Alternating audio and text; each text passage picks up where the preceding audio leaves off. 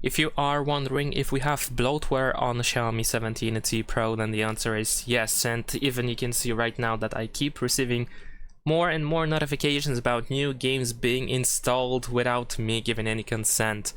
So unfortunately, bunch of games, and not only games but also a bunch of different apps are going to be installed for you once you go through the initial configuration, which is of course a huge shame because honestly there is really no point of having these games pre-installed for you. Thankfully we can easily uninstall them if you use the security app I'm going to show you in a second.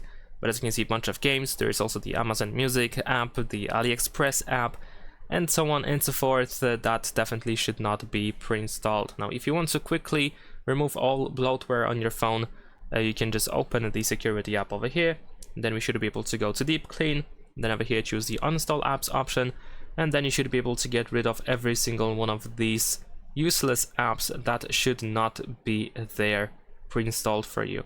So once you select everything, you should be able to remove all of these selected apps with a single uninstall button over here. There we go. That is pretty much it. Leave a like and subscribe.